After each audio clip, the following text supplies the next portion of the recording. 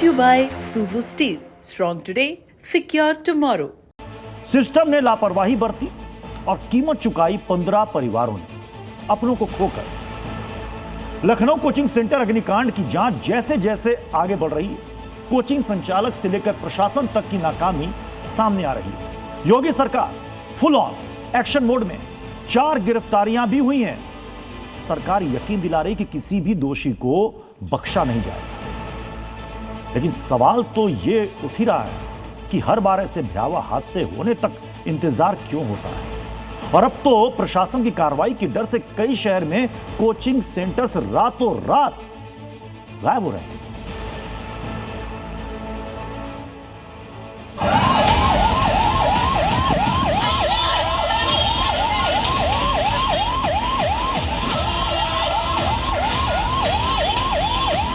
अंदर की तरफ का जो दरवाजा है वो पूरा लॉक हो गया था। यहाँ पर किसी भी तरह से किसी को जो है अंदर आ नहीं सकता था। तुम्हें यहाँ पे बहुत भयावह मंजर था कि भाई साहब आप देख नहीं सकते थे।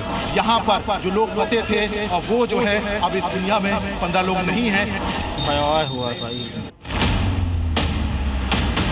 भविष्य शर्मा उम्र 23 साल, अनामिका सामंता उम्र 30 साल, सौमल्या बेरा उम्र 24 साल, सूरज सिंह उम्र 27 साल, अनुषा राय उम्र 24 साल। कुल 15 जिंदा जल गए। लापरवाही के लाक्षागृह में मृतकों में से किसी की भी उम्र 30 से ऊपर की नहीं थी। इनके परिवार के ऊपर टूटी आफत का आप अंदाजा लगा सकते हैं। आंखों के सपने सिस्टम की आग में राख हो गए।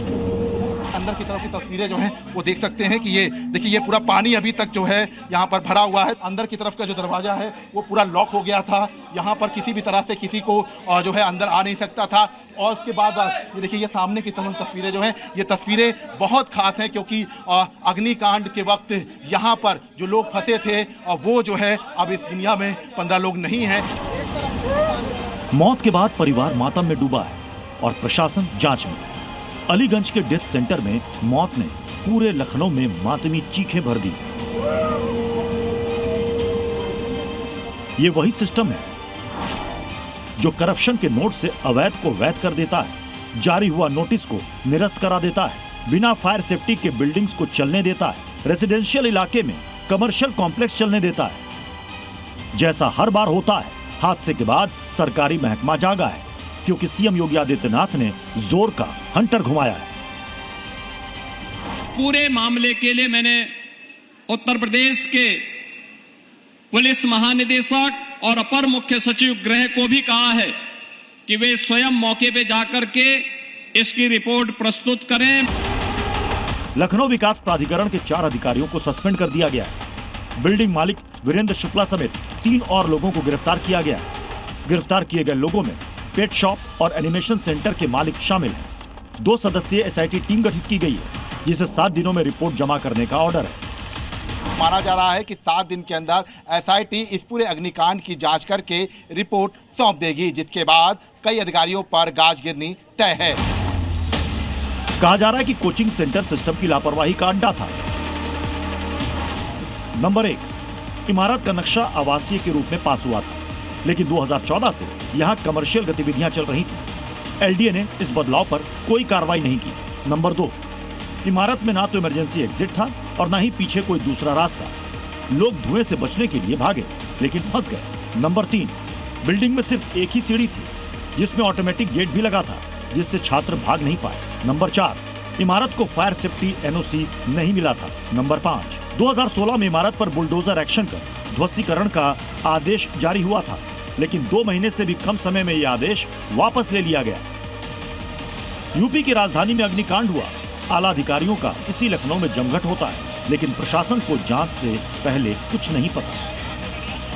सभी पहलुओं पर गहराई से जांच करके सभी जितने भी हमारे इसमें लोग हैं, खास तौर से चाहे कोई विभाग के हों चाहे वो प्राइवेट, सभी लोगों के संबंध में डिटेल बातचीत करके तह तक पहुंचा जाएगा। और जैसा माननीय मुख्यमंत्री जी की अपेक्षा है, इसमें तह तक जा करके दोष निर्धारण किया जाएगा। लखनऊ में लगी इस आग के बाद का असर ये हुआ कि अब लापरवाह कोचिंग रातों रात बंद होने लगे हैं। यूपी में जगह जगह छापेमारी चल रही है। कोचिंग आज बंद है। हमने कोशिश की इनसे बात करने के लिए, दरवाज़ा बंद कर दिया गया और इसी से समझिए कि कितनी गंभीरता है। मैं आपको एक बार नीचे ले चल के तस्वीरें दिखाता हूँ। ये योगिनी कंप्यूटर इंस्टीट्यूट चल रहा है, लेकिन कल की घटना के बाद अब आप देखेंगे तो शटर लगने शुरू हो चुके हैं। प्रशासन के हंटर के डर से वाराणसी के महिंद्रा कोचिंग सेंटर ने खुद ही ताला जड़ दिया है। वाराणसी के एक ऐसे कोचिंग संस्थान में आए हैं जो कोचिंग संस्थान ने कार्रवाई के डर से अपने कोचिंग को ही 3 दिनों के लिए बंद कर दिया है, क्योंकि फायर सेफ्टी के नॉर्म्स पूरे नहीं थे और व्यवस्थाएं पूरी नहीं थी। वाराणसी में 5 प्रमुख कोचिंग सेंटरों को नोटिस थमाया गया है, लेकिन लखनऊ अग्निकांड जैसा हादसा दोबारा नहीं होगा, इसकी गारंटी कौन देगा? जब दिल्ली में होटल जल उठता है तो सामने आता है होटल अवैध रूप से चल रहा था। कभी कोचिंग सेंटर राख हो जाता है तब सामने आता है लापरवाही हो रही थी। सवाल प्रशासन सिस्टम पर तो है ही, उन संस्थानों पर भी है जो चंद पैसे बचाने और ज्यादा से ज्यादा कमाने की लालच में नियमों का उल्लंघन करते हैं। हकीकत तो यह भी है कि उनमें प्रशासन की किसी कार्रवाई का इंच मात्र भी भय नहीं होता, क्योंकि सब जानते हैं भारत में तो ऐसा चलता ही है। विशाल रघुवंशी, जी मीडिया, लखनऊ।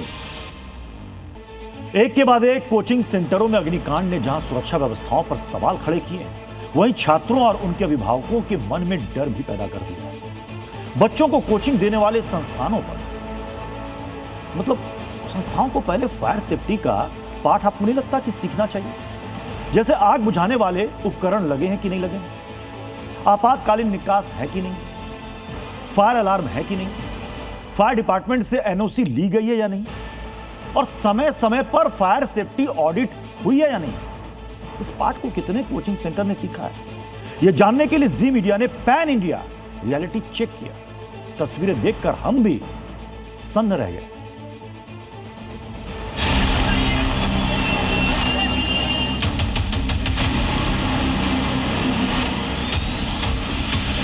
बी मॉल कहने के लिए मॉल होना चाहिए था, लेकिन यहाँ पर तमाम तरह के ऑफिसेज हैं और साथ साथ में यहाँ जो कोचिंग क्लासेस भी बड़े पैमाने पे यहाँ पढ़ाई जाती हैं। तारीख 24 मई 2019, जगह सूरत, गुजरात, नाम तक्षशिला कॉम्प्लेक्स। 4थी मंजिल पर मौजूद कोचिंग सेंटर में आग लगती है और कई बच्चे अपनी जान बचाने के लिए खिड़कियों से कूद जाते हैं। 22 छात्रों की मौत हो जाती है। तारीख 15 जून 2023, जगह मुखर्जी नगर, दिल्ली। एक कोचिंग सेंटर में बिजली मीटर बोर्ड में आग लगने के बाद सैकड़ों छात्रों को बचाने के लिए बड़ा रेस्क्यू ऑपरेशन चलाया गया। इस हादसे में 61 से ज्यादा छात्र घायल हुए। 22 जून 2026, जगह लखनऊ, यूपी। 15 छात्रों की मौत हो जाती है, लेकिन सिस्टम सोया रहता है।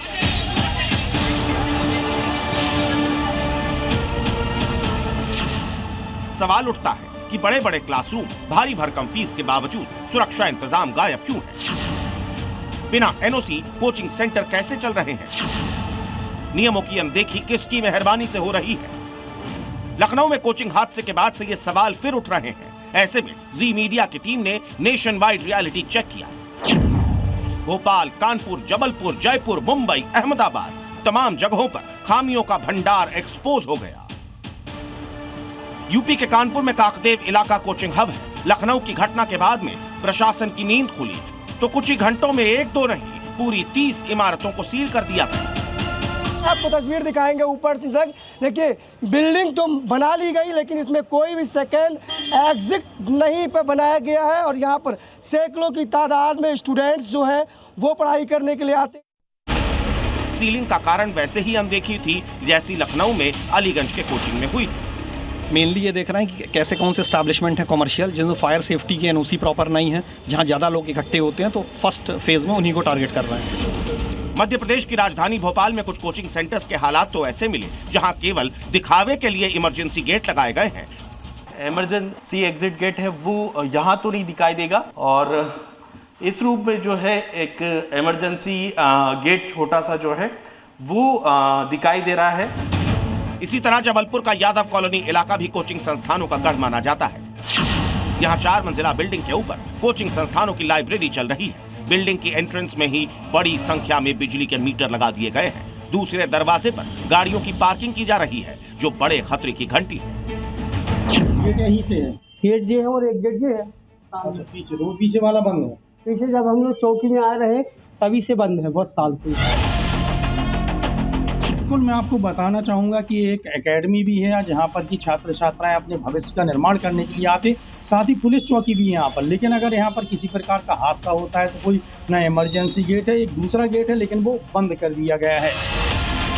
यही हालात मुंबई के भी है, जहां मॉल की जगह पर कमाई के जरिए को 3 गुना करने के लिए कई कोचिंग सेंटर चलाए जा रहे हैं, लेकिन छात्रों की सुरक्षा व्यवस्था यहां पर भी शून्य दिखी। ताला है, ताला और ताले के बाहर साइड में फायर सिस्टम यहां पर लगाया गया है। ये जो पूरा स्ट्रक्चर है अंदर का, वो प्लास्टिक से कवर किया गया है। प्लास्टिक या फिर लकड़ी, 2 तरह की चीजों का यहाँ पर इस्तेमाल किया गया है, जो आग को बहुत तेजी से पकड़ते हैं। उत्तराखंड के देहरादून में तो कोचिंग सेंटर्स में अब आग लगने की स्थिति में क्या एक्शन लेना है, इसकी पाठशाला लग रही है।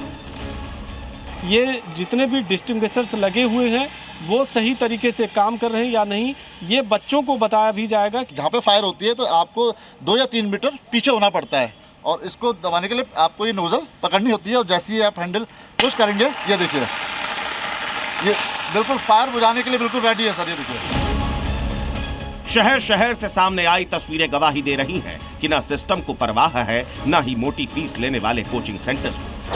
जहां छात्र अपना भविष्य संवारने जाते हैं, वो जगह ही उनकी जिंदगी को खतरे में डालने वाली व्यवस्था से चल रही है। बस इंतजार है तो किसी अनहोनी का। ब्यूरो रिपोर्ट, जी न्यूज़। धोखा धोखा धोखा। दोस्ती के नाम पर 1 महीने के अंदर 3 हिंदुओं को ऐसा ही धोखा मिला। ऐसा धोखा मिला कि अब वो इस दुनिया में ही नहीं। यूपी के मेरठ में तालिब ने पत्थर से सिर कूचकर विपिन नाम के शख्स की जान ले ली। और हैरत की बात यह है कि तालिब और विपिन दोस्त थे। पहले सूर्या, फिर आनंद, और अब विपिन को भाईजान का खूनी भाईचारा बहुत महंगा पड़ा।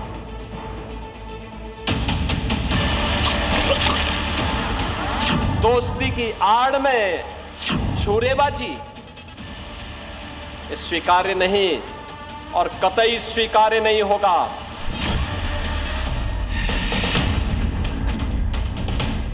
अगर कोई अपनी नालायक औलाद को समझा नहीं पा रहा है तो समझो कि गलती कर रहा है। एक है विपिन और दूसरा है तालिब। दोनों में गहरी दोस्ती हुआ करती थी, लेकिन इन दोनों की दोस्ती का अंजाम क्या हुआ? इस धुंधली तस्वीर में छिपी है सच्चाई। ये विपिन का शव है। चेहरे पर इतनी क्रूरता से वार किया गया कि हम दिखा भी नहीं सकते। योगी सरकार से मेरे भाई को इंसाफ मिले, मेरे भाई को इंसाफ मिले। विपिन की हत्या का आरोप उसके ही दोस्त तालिब पर लगा है। पुलिस के मुताबिक तालिब ने विपिन की हत्या के लिए साजिश रची। बीती रात बहाने से विपिन को शराब पीने के लिए ले गया और उसके बाद एक खाली मैदान में ले जाकर उसकी बेरहमी से हत्या कर दी। लोगों का दावा है कि पत्थरों से उसका सिर कुचला गया। पुलिस का दावा है कि तालिब और विपिन के बीच पिछले दिनों झगड़ा हुआ था और तालिब ने उसी झगड़े का बदला लेने के लिए हत्या कर दी। इन्होंने पहले ही दोनों शराब पी थी और वहीं पे पूर्व नियोजित तरीके से तालिब उसको वहां पे लेके गया और उसने उसकी हत्या कर दी। इन दोनों में कुछ दिनों पहले झगड़ा हुआ था और इसी बात को लेके रंजिश तालिब अपने मन में लेके बैठा था, तो इसीलिए इसने सुनियोजित तरीके से इसकी हत्या कर दी। पुलिस ने आरोपी तालिब को गिरफ्तार तो कर लिया है, लेकिन विपिन का परिवार इससे संतुष्ट नहीं है। परिवार का दावा है कि तालिब के साथ विपिन की हत्या करने में और भी लोग शामिल हो सकते हैं। अब विपिन का परिवार बुलडोजर और बुलेट इंसाफ की मांग कर रहा है। सरकार से यही मेरी विनती है कि योगी सरकार से मेरे भाई को इंसाफ मिले, मेरे भाई को इंसाफ मिले। उसके घर पे भी बुलडोजर चले, उसको भी एनकाउंटर हो। विपिन की हत्या सिर्फ क्राइम की एक वारदात नहीं, बल्कि भाईचारे वाले भरोसे का कत्ल है। विपिन को शायद ये अंदाजा रहा होगा कि जिस तालिब के बुलावे पर वो जा रहा है, वो तालिब पुरानी रंजिश के नाम पर उसकी जान ले ले। मेरठ का विपिन ही नहीं, संत कबीर नगर का आनंद और गाजियाबाद का सूर्या भी ऐसे ही धोखे का शिकार हुए थे। इन तीनों की जान कथित दोस्तों ने ही। विपिन को तालिब ने मारा, आनंद को नासिर ने और सूर्या की हत्या असद ने कर दी थी। ये तीनों ही घटनाएं बीते 1 महीने में ही हुई हैं। दोस्ती की आड़ में छुरेबाजी ये स्वीकार्य नहीं और कतई स्वीकार्य नहीं होगा। अगर कोई अपनी नालायक औलाद को समझा नहीं पा रहा है तो समझो कि गलती कर रहा है। फिलहाल पुलिस आरोपी तालिब से पूछताछ कर रही है ताकि हत्या के पीछे की असली सच्चाई का पता लगाया जा सके। अब मेरठ पुलिस पर निर्भर है कि वो पीड़ित परिवार को कैसे इंसाफ दिलाती है। Bureau report, Zee media. UP में 25 दिन में 3 हिंदू युवकों की हत्या और तीनों हत्याओं में मियां भाई शामिल। अब सवाल यह है कि क्या यूपी में कट्टरपंथियों के टारगेट पर हिंदू हैं? क्योंकि यूपी में अब मुहर्रम के जुलूस के दौरान एक मंदिर को टारगेट किया गया है। मंदिर के बाहर भंडारा और पूजा पाठ देखकर नफरती भड़क गए और पत्थर उठा लिए। ये सांप्रदायिकता का ढोल है।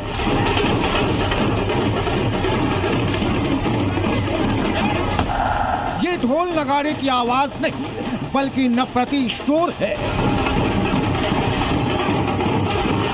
ये मुहर्रम के नाम पर हिंदुओं को भड़काकर दंगे की साजिश है। हाथ में काला झंडा लिए 100 से ज्यादा नफरतियों की भीड़ ढोल बजा रही है।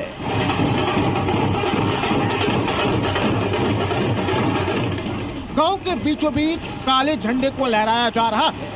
ढोल की आवाज के साथ हुड़दंग मचाया जा रहा है। हिंदुओं को भड़काने की कोशिश हो रही है। यह सब कुछ यूपी के लखीमपुर खीरी के एक शिव मंदिर के सामने हो रहा है। ये हिंदुओं का गांव है और मंदिर के ठीक सामने मियां भाई कैसे ढोल नगाड़े बजा रहे हैं, उत्पात मचा रहे हैं, देख लीजिए। ये सब कुछ उस समय हुआ जब शिव मंदिर के सामने भंडारा चल रहा था। मंदिर में पूजा हो रही थी, लेकिन कट्टरपंथियों के दिमाग में तो खुरापात की साजिश चल रही थी। करीब 1 घंटे तक नफरती मंदिर के सामने हुड़दंग मचाते रहे, जिसका हिंदुओं ने विरोध किया तो कट्टरपंथी भड़क गए। वीडियो बनाने पर हिंदुओं को पीट दिया। इसके बाद गांव वालों का गुस्सा फूट पड़ा। गांव रण का मैदान बन गया। नफरतियों ने मंदिर को टारगेट पर ले लिया, मंदिर पर पथराव शुरू कर दिया। हिंदू भी लाठी डंडे लेकर मैदान में उतर गए। देखते ही देखते विवाद बढ़ गया। पूरे गांव में तनाव फैल गया। पथराव में 5 से ज्यादा हिंदुओं को चोटें आई हैं। यहाँ पर से जब सब बजाते हुए यहाँ पर से निकले हैं तो उधर से लाठी डंडा सब चार्ज हुए हैं। तब वो जब लाठी डंडा उनका चलना शुरू हो गया तो वो इधर से इधर भागे हैं। तब जब इधर से अध्याय चलाए हैं तब वो उठाकर उन्होंने चलाए हैं। अब इधर से भी अध्याय चला, उधर से भी अध्याय चला। शुरुआत वहाँ से हुई है। रविवार को शिव मंदिर की स्थापना हुई। सोमवार को यहाँ भंडारे का आयोजन किया गया। शाम 6 बजे यहाँ से ताजिए का जुलूस निकला। जुलूस में शामिल युवकों ने मंदिर के सामने हुड़दंग मचाना शुरू कर दिया। मंदिर के पथराव के बाद पूरे गांव में तनाव है। गांव में पुलिस फ्लैग मार्च कर रही है। योगी फोर्स अभी तक 4 नफरतियों को गिरफ्तार कर चुकी है। बाकियों की तलाश जारी है। लखीमपुर खीरी में कट्टरपंथियों ने मंदिर को टारगेट पर लिया तो यूपी के ही वाराणसी में भाईजान ने ही भाईजान को पीट दिया। पतली सी गली में भाईजान की भीड़ लगी है। भाईजान की टोली घर में मौजूद मियां भाई को लठ से पीट रही है तो गली में मौजूद लोग तमाशा देख रहे हैं। ईंट से मियां भाई दूसरे मियां भाई पर हमला कर रहे हैं। दोनों तरफ से पत्थर लाठी डंडे चल रहे हैं। पूरा मामला वाराणसी के जैतपुरा थाना क्षेत्र का है, जहां जमीन विवाद में भाईजान आपस में भिड़ गए। वाराणसी हो या फिर लखीमपुर खीरी, मुहर्रम से पहले ही पत्थरबाजी शुरू हो गई है। लेकिन कट्टरपंथी भूल गए, उनके एक एक पत्थरों का हिसाब योगी फोर्स जरूर लेगी। Bureau report, Zee media. UP में जब तक योगी राज है तब तक सनातन के अपमान का कहीं से कोई स्कोप नहीं। ये योगी प्रशासन ने एक बार फिर से साबित कर दिया है। वाराणसी में गंगा नदी को पार्टी प्लेस समझने वालों को योगी फोर्स ने सलाखों के पीछे पहुंचा दिया। हमारे जो प्रतीक हैं सनातन धर्म के, माँ गंगा है, माँ यमुना है, गौ माता है, गायत्री है, हमारे तीर्थ है, जब तक ये है सनातन का ध्वज ऐसे ही दुनिया का मार्गदर्शन करता रहेगा। योगी गंगा को मां कहकर पुकारते हैं, तीर्थ बताते हैं,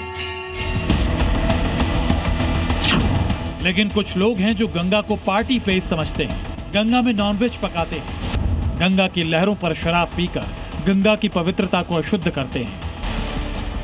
इन गाइस को योगी फोर्स ने ऐसा सबक सिखाया है कि हाय हाय करते हुए जेल की हवा खाने की रील नहीं बना पाते। इनके नाम है दीपक कुमार, अजय साहनी, अरुण कुमार साहनी, अनुराग निषाद, राहुल साहनी। ये पांचों के पांचों बेशक सनातनी हैं, लेकिन हरकतें एकदम विधर्मी हैं। ये पांचों पार्टी कर रहे थे। पार्टी प्लेस वाराणसी में गंगा नदी थी, नाव पर मटन बनाया जा रहा था, बियर पार्टी चल रही थी, बैकग्राउंड में भोजपुरी म्यूजिक चल रहा था, रील बनाई जा रही थी। फुल टशन में लोगों ने ये रील सोशल मीडिया पर अपलोड की, जो खूब वायरल हुई, और वायरल होते होते योगी फोर्स के हाथ लग गए। और उसके बाद देखिए, ना इनके पास बियर की केन रह गई, ना भोजपुरी गाना, और ना वो चिकन मटन वाली पार्टी। कुछ रह गया तो आसपास यूपी पुलिस के जवान, जेल की सलाखें, हाथों में हथकड़ी और लटके हुए चेहरे। क्योंकि इन्होंने गंगा को पार्टी प्लेस समझा, तो योगी की पुलिस ने खिलाई जेल की हवा। एक वीडियो जो कि आपत्तिजनक वीडियो घाट का है, वो वायरल हो रहा था, जिसका संज्ञान तत्काल दशाश्वमेध पुलिस के द्वारा लिया गया। वीडियो में दिख रहे जो व्यक्ति हैं उनको चिन्हित करते हुए सभी जो 5 व्यक्ति हैं उनको पुलिस हिरासत में लिया गया। सभी जो पुलिस हिरासत में लिए गए हैं उनके विरुद्ध अग्रिम विधिक कार्रवाई की जा रही है। जो नाव है उसको भी सीज कर दिया गया है। इससे पहले भी 80 घाट पर शराब पार्टी के आरोप में 14 आरोपियों को गिरफ्तार किया गया था। उससे पहले रमजान में ही मुस्लिमों ने चिकन बिरयानी की इफ्तारी गंगा में की थी। अब मटन पार्टी की गई है। योगी फोर्स ने बता दिया कि जो भी धार्मिक भावनाओं को ठेस पहुंचाएगा उसे बख्शा नहीं जाएगा। चाहे गंगा मां हो या गौ माता, सनातन का अपमान बर्दाश्त नहीं होगा। यूपी के मुजफ्फरनगर में निकाह के वलीमा में गौमांस की दावत देने के मामले में भी योगी प्रशासन लगातार एक्शन मोड में है। जिस मैरिज लॉन मुगल गार्डन में गौमांस की दावत थी उसे सीज कर दिया गया है। इस पर बुलडोजर एक्शन कभी भी हो सकता है। योगी फोर्स पहले ही आरोपी दूल्हे, मैरिज होम संचालक सहित 3 लोगों को जेल भेज चुकी है। यूपी में आस्था का सम्मान हर किसी को करना पड़ेगा। जो आस्था से खिलवाड़ करने की कोशिश करेगा उसे समझाने के लिए योगी फोर्स है ना।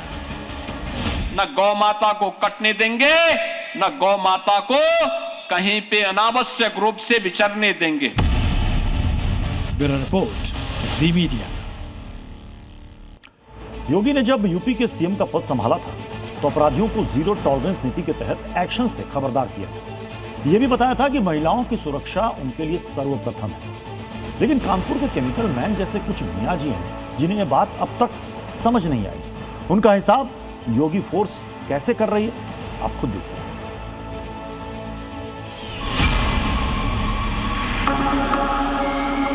बेटी की सुरक्षा के साथ खिलवाड़ करने वाले के लिए इस धरती माता के पास कोई जगह नहीं है। ऐसे महिलाओं की चीख सुनने में मजा आता है। ये महिलाओं की चीख सुनने के लिए उन पर एसिड फेंकता है। एक तरफा प्यार में हैवान बने इस आरोपी का नाम है मोहम्मद दिलशाद। ये आज योगी फोर्स की बेड़ियों से बंधा है। आरोप है कि कानपुर में इसने कोचिंग पढ़ने जा रही छात्रा पर तेजाब फेंका। कई दिनों से उसका पीछा कर रहा था, छात्रा को परेशान करता था। जब उसने इसका विरोध किया तो साइकिल सवार दिलशाद ने छात्रा पर एसिड फेंक दिया। छात्रा तड़पने लगी, चीखने लगी और ये वहां से फरार हो गया। लेकिन ये भूल गया था कि योगी के यूपी में बेटी पर आंख उठाकर देखने वाले तक को बख्शा नहीं जाता। अगर कोई बेटी कहती है कि मेरी सुरक्षा को खतरा है तो उस बेटी को सुरक्षा प्रदान करो। सुरक्षा जिससे खतरा है उसको वहीं पे सबक सिखाओ। इसलिए तो दिलशाद के जिहादी तेजाब का योगी फोर्स ने 24 घंटे के अंदर हिसाब कर दिया। यूपी पुलिस ने सीसीटीवी फुटेज के आधार पर मोहम्मद दिलशाद को गिरफ्तार कर उसके पास से 2 बोतल एसिड और 510 ग्राम चरस बरामद की है। पुलिस दिलशाद के घर दबिश देती है और दिलशाद की अरेस्टिंग होती है। दिलशाद के पास से ये जो बैग है एक बैग बरामद होता है। जब उससे डिटेल में पूछताछ होती है तो पता चलता है कि ये मजदूर है और एक डॉक्टर है, उनका ये काम करता है। कानपुर के इस केमिकल मैन का पिछला आपराधिक रिकॉर्ड भी बिगड़ा हुआ है। आरोपी मोहम्मद दिलशाद 2022 में काकादेव क्षेत्र से पॉक्सो एक्ट में जेल जा चुका है। पुलिस पूछताछ में दिलशाद ने खुलासा किया कि उसे युवतियों पर एसिड पड़ने के बाद उन्हें तड़पता और चीखता देखने में मजा आता है, लेकिन अब ये योगी फोर्स के हत्थे चढ़ चुका है। अब चीखेगा दिलशाद, अब तड़पेगा दिलशाद और देखेगी पूरी दुनिया। Bureau report, Zee media.